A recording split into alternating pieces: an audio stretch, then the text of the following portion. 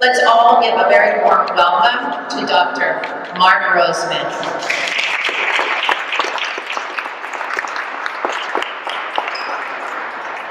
I want to thank you all for being here today. This is a really special time, and I don't say that lightly.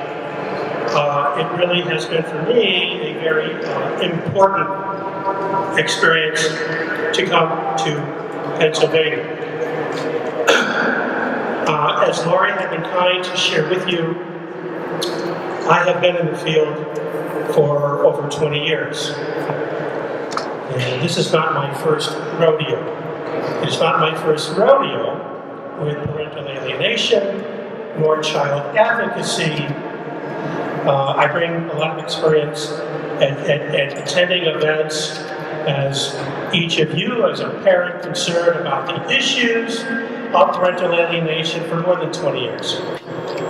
This is not a new phenomenon. That's why events like this hopefully will finally demand accountability, transparency, and rule of law. Because our society, and I was told not to make this comparison, but I'm an old rebel, and I'm going to make the comparison that what climate change will not do to society, our family courts will.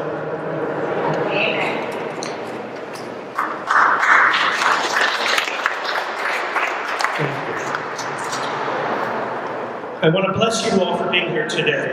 There are many people today for this magnificent achievement in Pennsylvania today.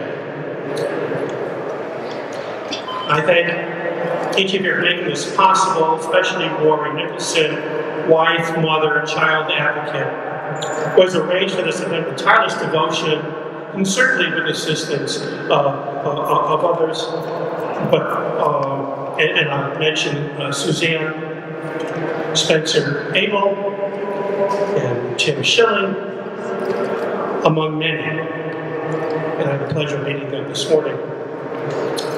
But as you know, I've been in the field for more than 20 years, and I've been standing in annual events to protest parental alienation. When I worked in Washington with the Children's Rights Council, I helped and then I led 6 national conferences on outcomes of children when parents separate. Our conferences in DC were every 2.5 years.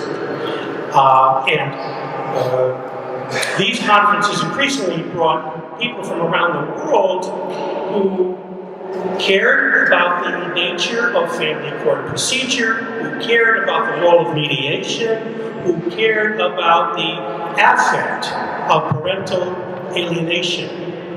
One of the most terrorizing conditions in this country, one of the most terrorizing conditions that is supported and abetted by too many who have the power to stop it.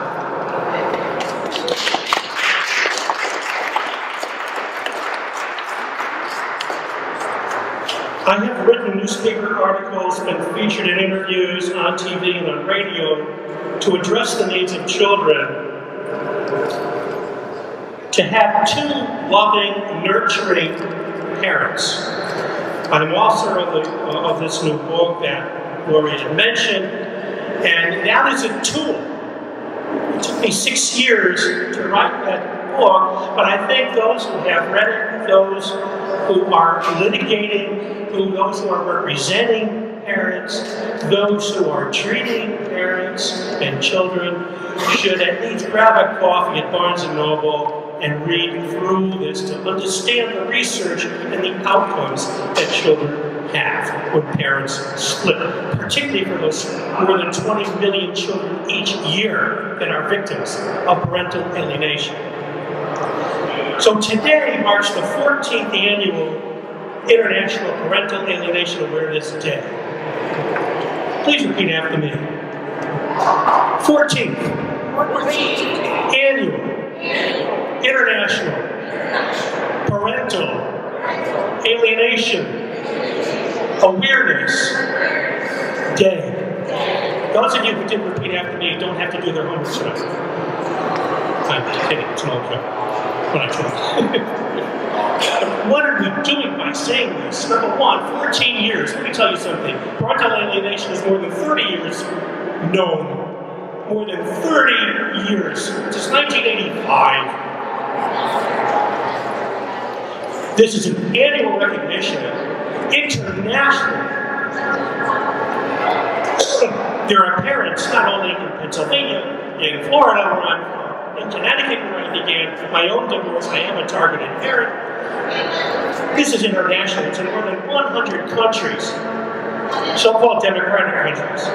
And what is parental alienation? It's brainwashing a child to hate the other parent who is absent now from the child's residence. It's either overt or covert manifestations of hatred. But I want you to consider what's happening in other countries.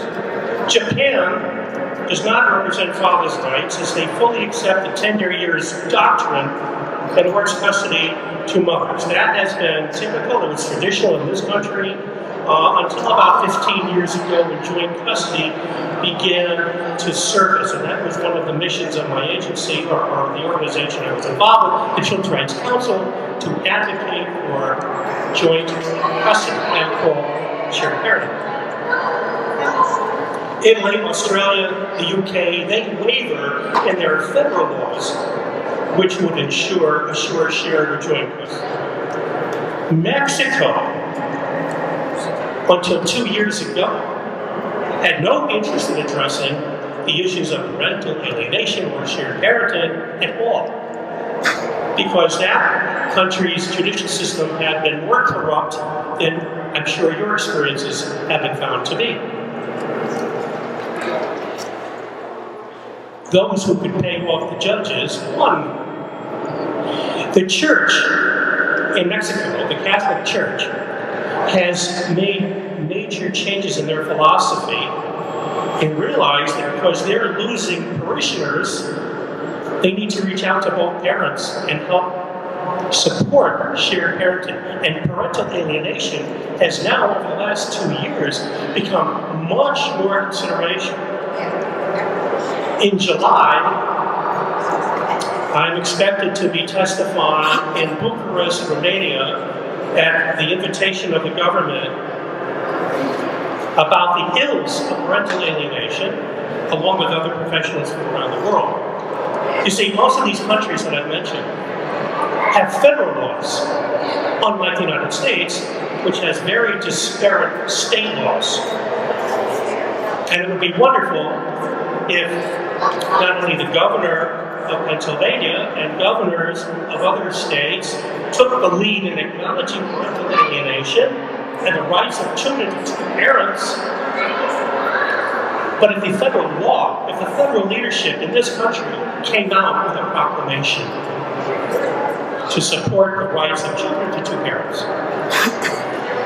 So what do we know about PA or PAS, parental alienation syndrome, which was a term that was debated by attorneys if you brought this up over the last 20, 25 years. We know more today than we did 14 or more years ago, but we know the incredible harm it causes all parties. We know its impact on the emotional health of children. We know, too, that one's physical health is impacted by alienation and alienated behaviors.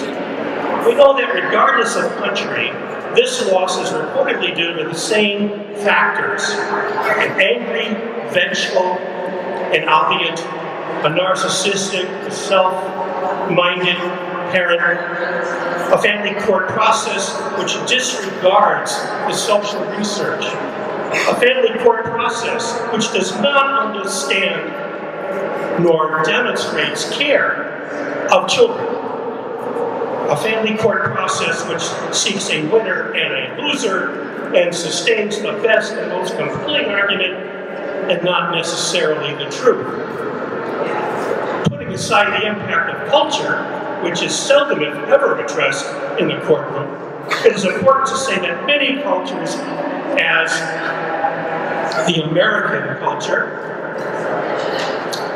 have gender role expectations which have been viewed through what we consider old-fashioned, traditional lenses. But here we are today to draw attention to the facts that alienating a child against the other parent is criminal. It is emotional child abuse, and the DSM-5 says so. That alienating a child against the other parent has a 30% chance of destroying any further possibility of a normal relationship between them. That this alienation is abominable. It is causing society to further erode, if not implode. That clearly family courts must change in philosophy, in structure, and in process, if indeed there is a commitment to, as Laurie had stated, preserve family ties when parents choose to separate. Our society cannot afford the tragic consequences when the relationship between a child and both parents is sabotaged. That is what parental alienation is. It is sabotage, and it's abetted by so many attorneys and judges who are not using rules of law or ethics.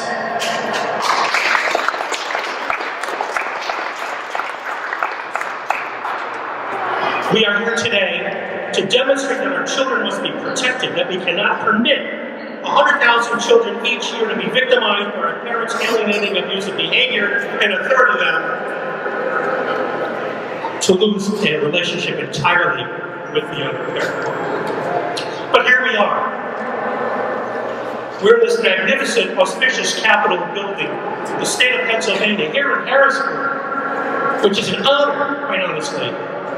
I am full of opinion, and I'm full of research, and I've been told I'm full of many things, but I think most of it is true. And this is a place of truth. This is a place of justice, and it's a place of opportunity. Let me ask you, how many of you have traveled more than 1 hour to be here today? Would you raise your hands? Keep your hands up if you don't mind. How many of you have traveled more than 2 hours to be here today? And how many of you have traveled more than 4 hours to be here today? What I'd like you to do is to take 1 minute and briefly introduce yourself to the person to your left. Briefly introduce yourself to the person to your left. Tell them why you are here today. Take 1 minute to do this. Take 30 seconds to do it.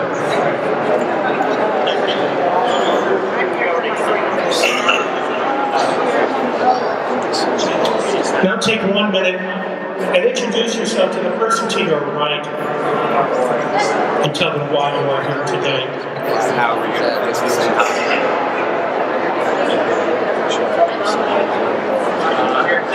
We are here together with the same thing, are we not? To demand justice for ourselves, our family, our children.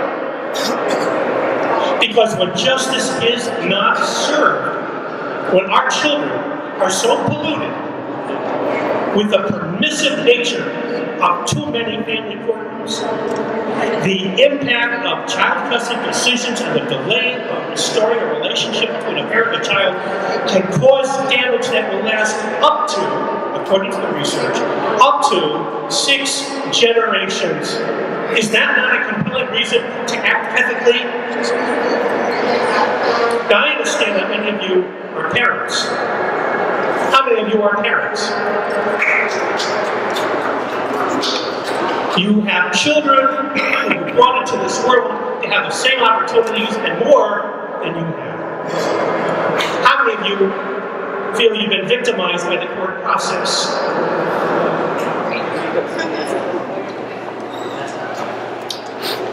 Is anyone here a grandparent, a grandma or a grandpa, or an aunt or an uncle who have been excluded from the children's lives? Raise your hands high, please. You are critical. You are extended family members, which the literature describes us, and are completely ignored by the courts. There's no attention to the role of family beyond the parent with whom the child may be living. It's disgusting. I'm not aware of any cases cases where visitation decisions are made with considerations for events with extended family. As an experienced family mediator, I will tell you that the details for visitation with extended family members are most often part of the mediation process, not the mediation process of Pennsylvania that I've heard some of you speak of this morning, which is not mediation.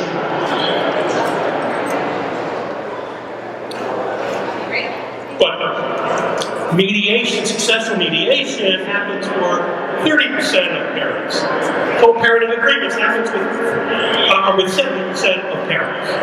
But 30% of parents do not have the success of creating co-parenting agreements because one or the other of the parents objects, they vilify the other parent, and they do not want to comply. They want to sabotage, and they want to ostracize, and they want to completely cut off the relationship. I want to read you a poem. Some of you may be familiar with it. And a woman who held a babe against her bosom said, "Speak to us of children." And he said, "Your children are not your children. They are the sons and daughters of life's longing for itself. They come through you, but not from you. And though they are with you, yet they belong not to you. You may give them your love, but not your thoughts. For they have their own thoughts. You may house their bodies, but not their souls. For their souls dwell in the house of tomorrow, which you cannot visit, not even in your dreams. You may strive to be like them, but seek not to make them like you. For life goes not backward, nor tarries with yesterday. You are the bows from which your children, as living arrows, are sent forth. The archer sees the mark upon the path of the infinite, and he bends you with his might, that his arrows may go swift and far. Let your bending in the archer's hand be for gladness, for even as he loves the arrow that flies, so he loves also the bow that is stable." Now, some of you may recognize that poem. It was written by Khalil Gibran. He was a Lebanese American, a painter, a poet, a writer, a vegetarian. And the need for us to understand our children, to allow children to have a life, does not mean to be absent from it.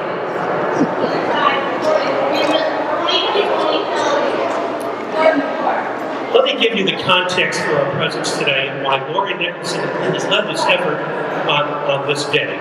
A former professor, I'd like to engage my students, and I hope you don't mind. But please, if you would raise your hand, if you are attending today as a married parent. Please raise your hand if you're a married parent. Keep your hands raised. Okay.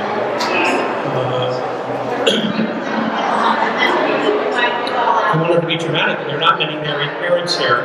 But if you, those of you that are, raise your hands high if you would. And I want to say from here over, put your hands down. Okay, these here, keep your hands up. Okay, and from this gentleman over to Gemma, put your hands down. That's how many will not see their children anymore. Roughly 30% of those who have current relationships with children. Statistically, when you have a much larger group of married parents, as I shared that exercise 18 years ago, the Connecticut State Legislature, most were married, and many were really impacted by that dramatization. How many of you are legislators? Who are legislators here today, please? Any? Any attorneys here? Any court mediators or family service representatives? Any therapists here today? Any educators? Thank you. Any physicians? You see, I ask you this because all of those professions have the singular responsibility in working with parents, being the bird in the cage, and working together and helping improve child outcomes when parents are in fragile states. We are all in the process, and need to be in the process of preserving families. We need to recognize our role, whether a parent or a family professional. Our role to bring status and influence, as well as sadness, to the very divisive and decisive child custody decision-making in court. If so many are here today to complain, to listen, to learn, then we must understand all these motivations and harness them. In this way, we remain united. You don't have to be a rocket scientist to know the definition of insanity. Doing the same thing over and over again, expecting the same results. Yes, it was Dr. Albert Einstein, pioneer of mass and particle mass theory, who stated this. It was also Einstein, who was raised by a single mother, a mother who was not married, never married, and was being influenced to have an abortion. How our world would be so different if that happened. But I'm not making a case on abortion directly. But it was Einstein who said, we cannot solve our problems with the same thinking we used when we created them. If the family court continues to prove this definition, then we continue to have the same results: alienated children, and alienated children then become subject to very, very traumatic outcomes. And I'm going to tell you what they are. And I'm going to skip ahead just a moment to tell you what they are. You see, research shows that 40% of public school children live in single-parent households. Okay, they live in single-parent households. Well, research also shows that 40% of public school children, and the educators may reflect on this, but 40% of public school children are treated for ADD and ADHD and are being given behavior modification prescription medication, outcomes of which we do not know. We know that when a parent is absent from a house, that children are most subject to alcohol and drug abuse, juvenile crime, teen suicide, bullying, and more females are involved in juvenile crime today, according to stats, than the males. These are federal statistics. So isn't that a compelling enough argument when we look at the social science to say we have to stop separating our parents who want to be involved in their children's lives and are capable of and are not a danger, and preserve these relationships? April is the most auspicious time for remembrances.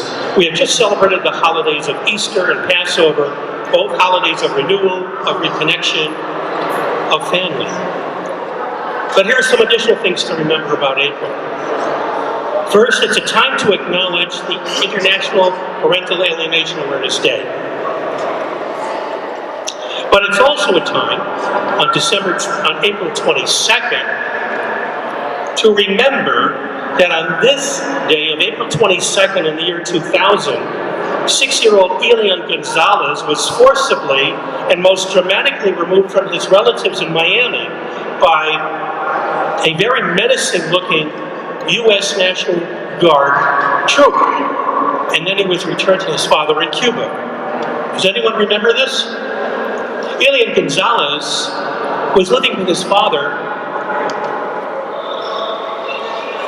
by law. His father was a sole custodial parent for the child. The mother kidnapped him. And on the raft crossing from Cuba to Miami, everyone perished except 5-year-old Elian the year before. And my mentor, David Levy, wrote to Janet Reno, Attorney General for this country at the time, and he was among 2 or 3 amicus briefs arguing that if the father had the custodial right for the child, then the child should have been remanded and needs to be remanded to the father. After all, we were signatories of the Hague Convention, which preserved the rights of children who had been kidnapped by another parent to return that child.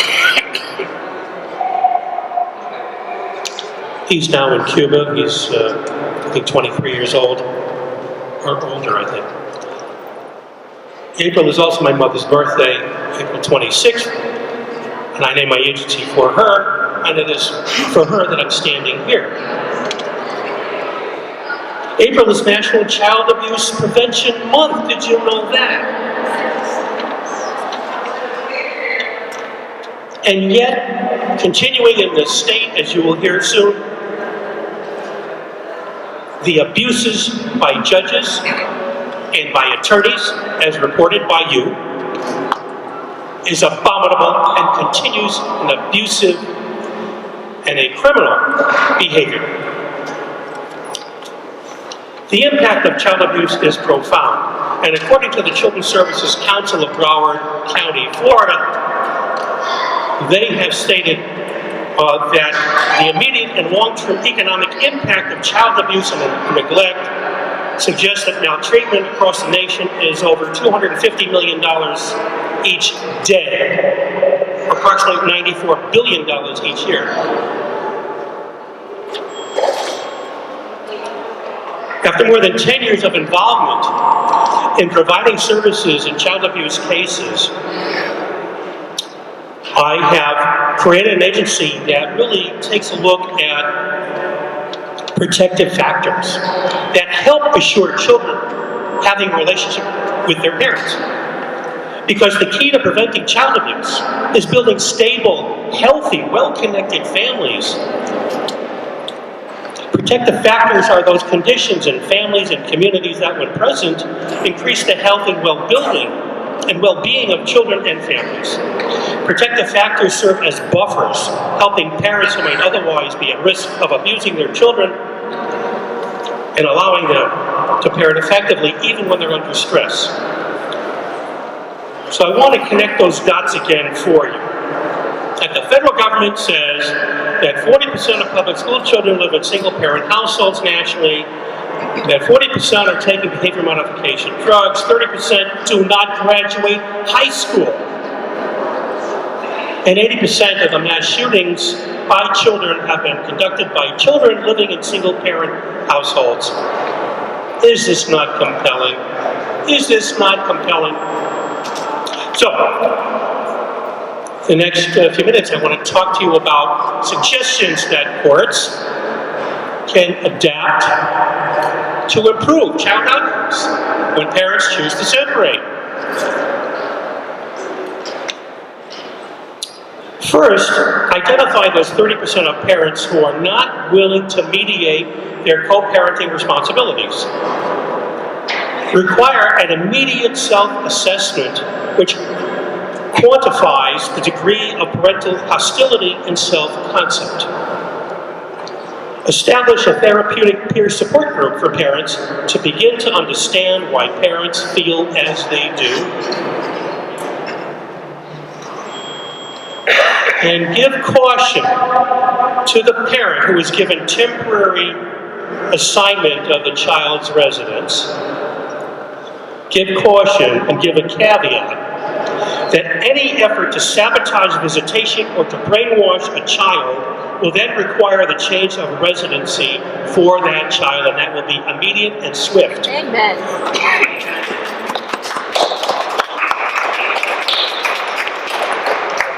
For the courts, I would urge that their goals be modified for family court. There must be an understanding that if there is a rule of law, that rule of law must reflect ethical decision-making.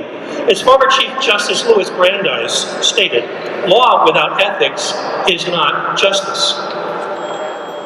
And if the system is not working for those 30% of families, those in high conflict, and it only takes one to create the conflict, by the way. It doesn't require two. But if it's not working for these families, for these parents, then shouldn't we modify the system so that children can thrive? If we value society, we must embrace the research and express it through procedural change. Family court is the Roman Colosseum today. We might as well bring popcorn and enjoy the bloodshed, as clearly some do, as they go home and count the money that they made by representation at $400 an hour. Oftentimes, as parents, we do not admit to our own childhood traumas. And it is only through therapy that such awareness can be brought to light. And then the healing process can begin.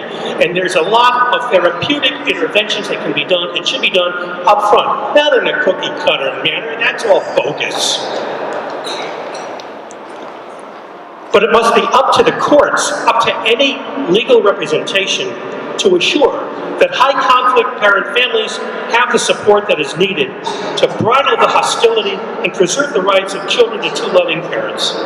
The legal profession is charged with that representation, but is it working? Is it working for us? And do I have 2 more minutes? Yes. Let me share with you what I've written about parental alienation in my book. In the most extreme cases, parents exhibit hostile behavior, either overt or covert, which I mentioned before. They unconsciously or with forethought vilify the other parent, usually the absent parent, in the eyes of the children. Courtroom battling and domestic conflict cause children to feel insecure. Why do kids hate us? Why do they want to dismiss us? Because it makes their lives easier. Not because they want to. They love you. They're conflicted. And you know, I'm sure if you've been in therapy or if you've done some reading, you know, a child will not bite the hand that feeds them because of the insecurity. And I also want to share with you that during the Korean War, and some of you may know this, but American soldiers who were captured by the North Koreans and subjected to Red Chinese brainwashing did not all come home. Now, if you can brainwash an 18, 24, or older year-old soldier, don't you think children can be brainwashed even more easily?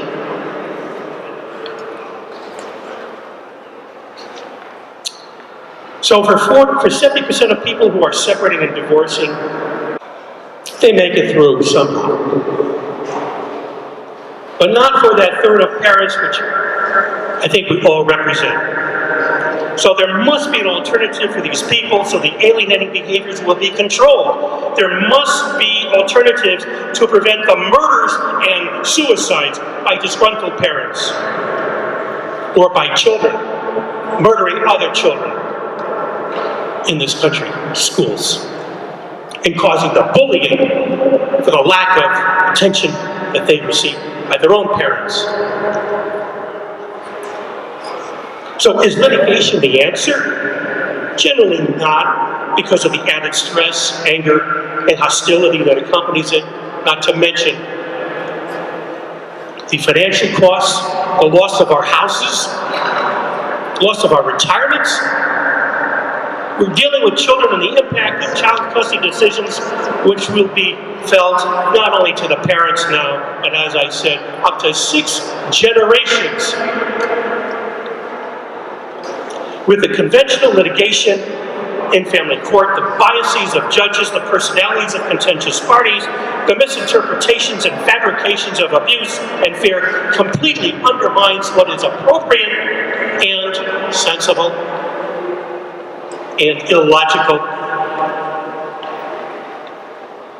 What is appropriate and sensible is the complete understanding that when a couple separates, the fallout is oftentimes anger, blame, and retribution. If you were in a relationship as a teenager, if you remember as an adult, having a relationship and breaking up with someone, how did you feel about the other party? Whether you were the dumpee or the dumper, whether you were the victim of someone else's decision, or if you decided to split. These are natural feelings. It's natural to feel anger, natural to feel disappointed, it's natural to feel offended, and it's natural to want to get even. It's inappropriate when you've been married and you have children. So we need to recognize what happens in a dyad when people split. The debates of narcissism, personality disorder, are immaterial for the short term, I would tell you. What is important is the introduction of behavior modification. The changing of a child's residence if one parent sabotages or prevents the visitation time, the parenting time with the other parent. There must additionally be prevention or cessation from behaviors that will elevate a child's role to replace you who are absent from the child's house. A parent will make their equal partner an 8-year-old, a 10-year-old, a 12-year-old child, which is unfair to the child and shows a lot of poor emotional health on the part of that parent. We must prevent the cessation of behaviors when you hear children say, we don't need him, we don't love him, we don't want him. Can it be seen that a stay-at-home parent or a formerly actively engaged parent is now accused of the most egregious behaviors? That a parent who has loved their children and been a good spouse is now vilified and feared?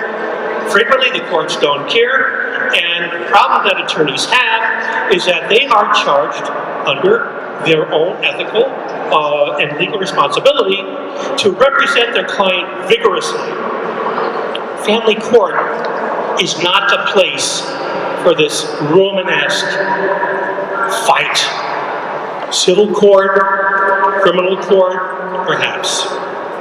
With respect to judges, and I want to share with you, almost completed here, but I want to share with you that if we have judges that rotate, as they do in most circuits, in most states, from civil to criminal to family to dependency,